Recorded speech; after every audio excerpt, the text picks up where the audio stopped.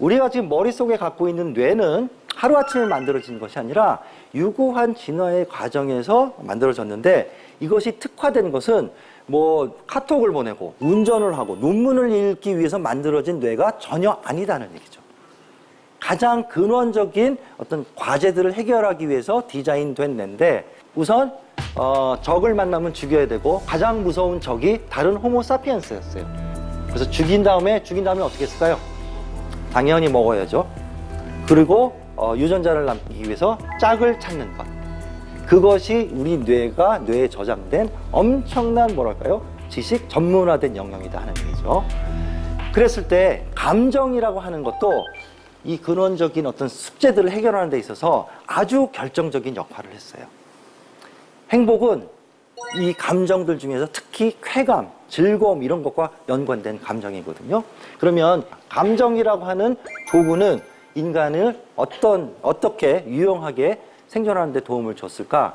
감정은 일종의 뇌에서 만들어내는 신호, 어떻게 얘기하면 신호등이다 이렇게 생각을 해도 돼요. 모든 감정은 쾌 혹은 불쾌 둘로 나뉩니다. 쾌도 아니고 불쾌도 아닌 것은 감정이라고 생각하지 않아요, 학자들은. 그 얘기는 뭐냐? 좋거나 싫거나죠. 근데 우리가 느끼는 모든 부정적인 감정들, 두려움, 뭐 역겨움, 이것의 역할은 뭐냐면 생존에 위협이 되는 어떤 상황이 있으니 거기에서 물러서라라고 알려주는 신호예요. 우리가 독거미를 봤는데 두려워야죠. 오바를 하면서 도망을 가는데, 만약에 두려움이 안 생기는 사람은 어떻게 됐을까요?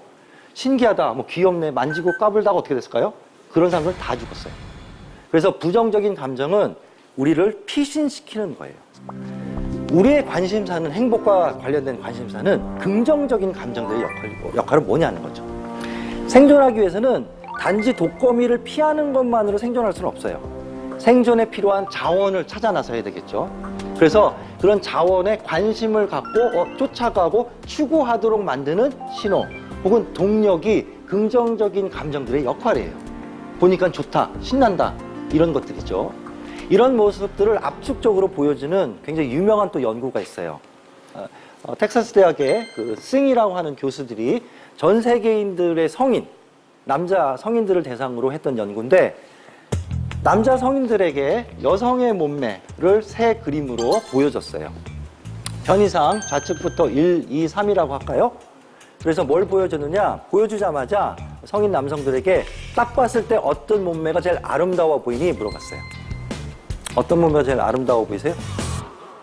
뭐 아마존 정글에 가서도 물어보고, 무슨 뭐 벨기움 길거리에서도 물어보고, 보면은 완전히 수렴하는 대답이 있어요. 뭐냐면 2번이에요, 2번. 그런데 재미난 점은 2번이 모두 좋다고 하는데 정작 왜 좋냐 물어보면 자기도 몰라요. 사실은 알 필요도 없어요. 무조건 좋으면 돼요. 그래갖고 무슨 소설들을 써요. 왜 좋니? 그럼 뭐 내 첫사랑이랑 비슷하다는 둥, 뭐 말도 안 되는 소리를 하는데, 진짜 이유는 뭐냐? 나중에 알고 봤더니 매우 중요한 진화론적인 이유가 있었어요. 보시면 이 미묘한 차이는 골반 대 허리의 비율의 차이예요. 제일 오른쪽에 계신 분은 안타깝게도 지금 허리가 좀 없죠. 그래서 여기가 1이면 1에 가까워요.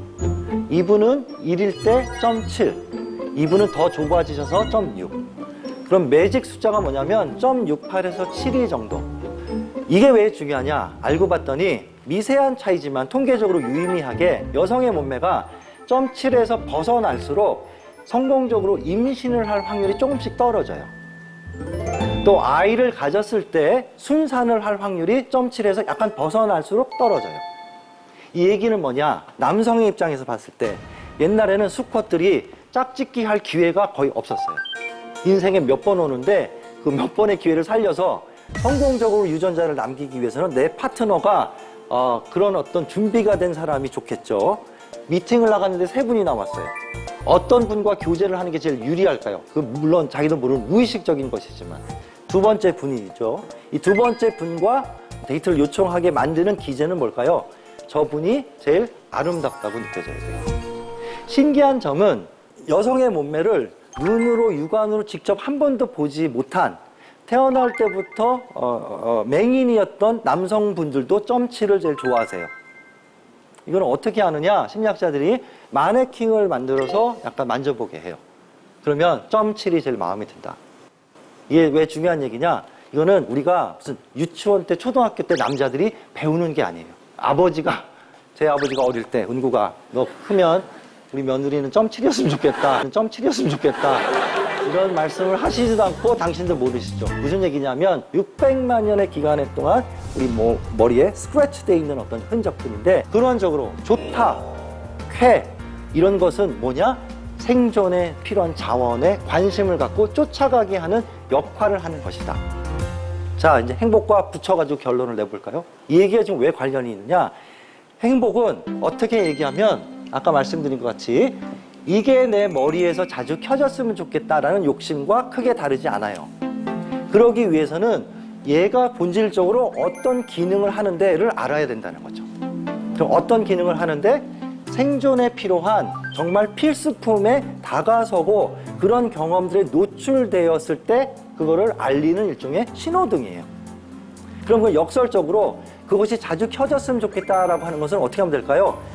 인간에게 있어서의 어떤 생존 필수품들이 모였으며 그것을 자꾸 가까이서 하게 되면 이거는 기계적으로 자꾸 켜지게 돼 있다는 거죠. 실질적으로 지금까지 행복 연구의 결론과 똑같은